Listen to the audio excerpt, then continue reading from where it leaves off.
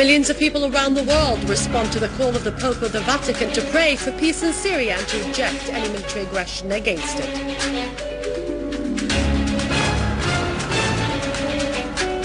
Demonstrations in various capitals continue to condemn the American threats of military aggression on Syria.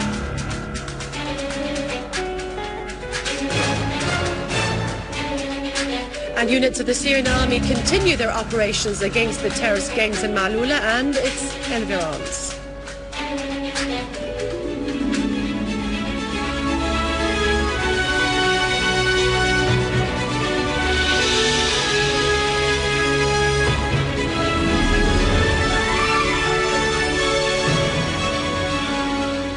Good afternoon. Millions of people around the world responded to the call of Pope Francis of the Vatican to pray for the return of peace to Syria and to reject any military aggression against it.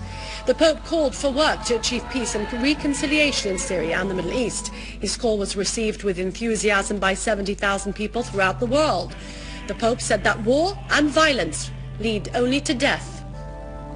War is the language of death, which is always a failure for humanity. Another way should be used. He asserted that people in the whole world should approve of this approach as soon as possible.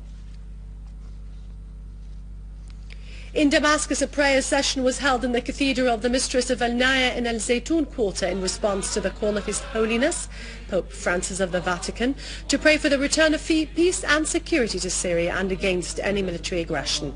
People in the cathedral prayed for the return of peace, security and love to Syria. The prayers were led by Patriarch Gregorius III Laham of Antioch and the Orient. He asserted that most countries of the world supported the political solution in Syria. Only a few states wanted military action. He called upon Syrians everywhere in the world to present the image of Syria to the whole world for their opinion as a country of love, tolerance and coexistence.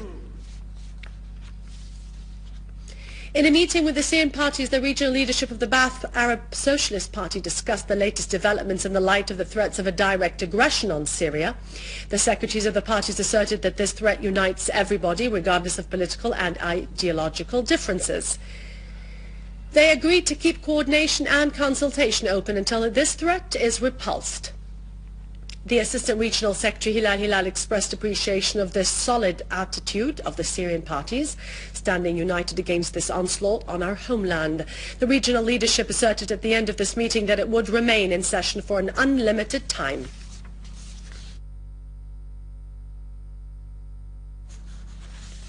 The Council of Arab Citizens living in Moscow held a meeting to discuss the situation in Syria and the American threat of aggression against it. They also discussed the necessity of exerting more efforts for a larger movement to prevent such aggression. In consultation with the Arab cultural and social organizations, the Council issued a statement addressed to the Russian Duma Council in which it strongly condemned the American threats to Syria.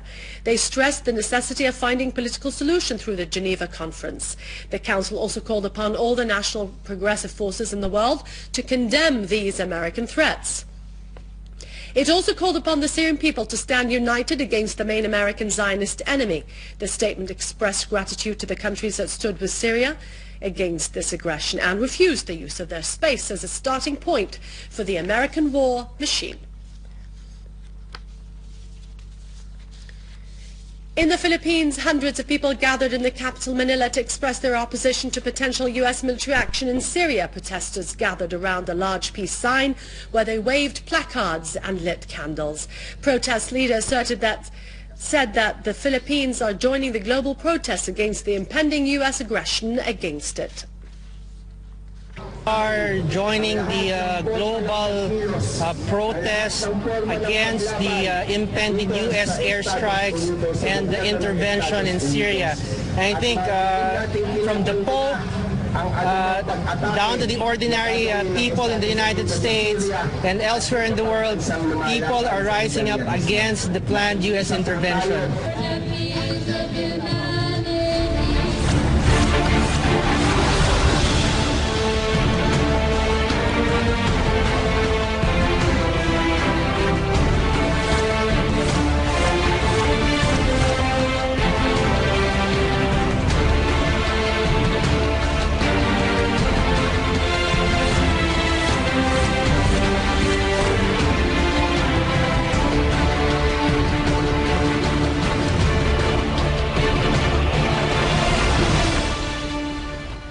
Syrian Arab Army units continued their operations against the terrorist groups in the town of Maalula and its environs, killing and wounding many terrorists, including the leaders of some terrorist groups like Mustafa Khalila and Abu Hadid in Yabrud. Our forces advanced into the town through Ain Tine. They reached the main square and continued to chase the terrorists in various areas around the town. They killed a large number of the terrorists, including several non-Syrians. In the Damascus countryside, the Syrian Arab Army units captured a vehicle full of weapons and ammunition at a roadblock leading to the town of Douma.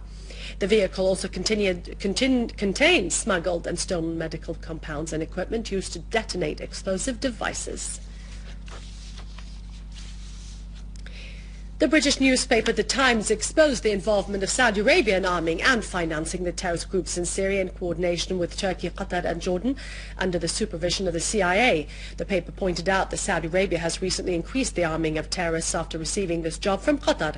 The paper quoted Gulf security sources asserting that the CIA was supervising the operation of smuggling new shipments of weapons by Bandar bin Sultan into Syria across the Jordanian and Turkish borders in order to help the terrorists to exploit the intended American aggression.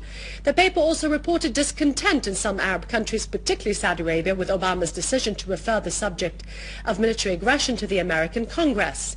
The paper added that Saudi Arabia has been pushing the U.S. to attack Syria for several months, and that Bandar bin Sultan paid repeated visits to Washington in the recent weeks. The paper also asserted that Saudi Arabia urged the Arab League to support this military intervention. In Turkey, and for the second consecutive day, Erdogan's forces continued to attack the students of Middle East Technical University in Ankara. Erdogan's forces used tear gas and water cannons in addition to rubber bullets against the demonstrators, a thing that led school students of Galatasaray High School in Istanbul to spread calls through social networking sites for demonstrations in support of anti-Erdogan protesters in Ankara. Thousands of demonstrators gathered in the streets leading to Taksim Square, walking towards Kazi Park, where the protests broke out earlier, but heavy security measures prevented them from reaching the park. Meanwhile, Erdogan's forces arrested 25 demonstrators.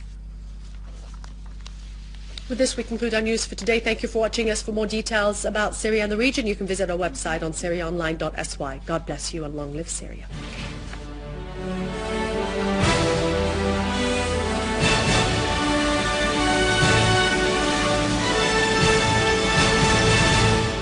Good afternoon.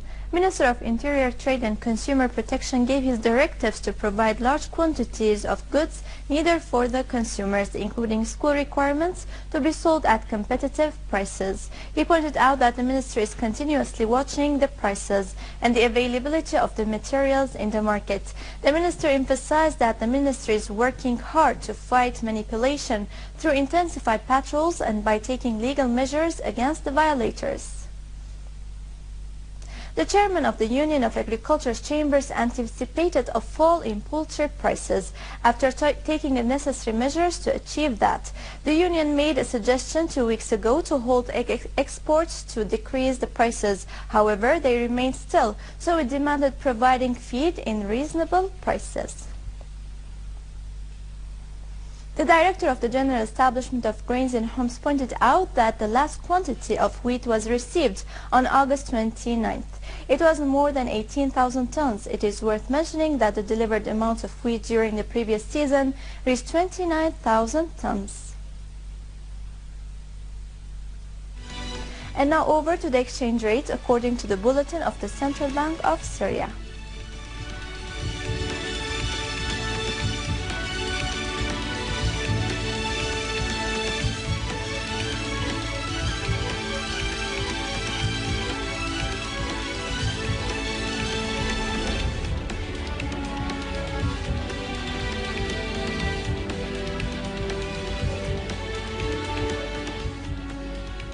With this, we conclude our news. Thank you for watching and goodbye.